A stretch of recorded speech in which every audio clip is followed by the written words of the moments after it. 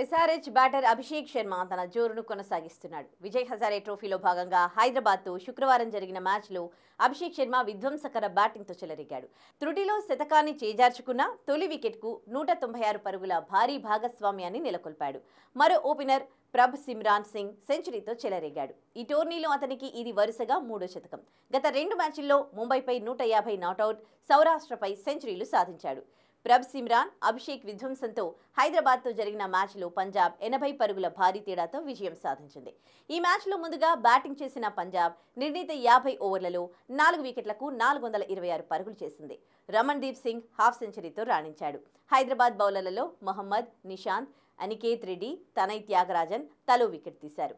అనంతరం లక్ష్య ఛేదనలో దిగిన హైదరాబాద్ 47.5 ఓవర్స్లో 346 పరుగులకు కుప్పకూలింది.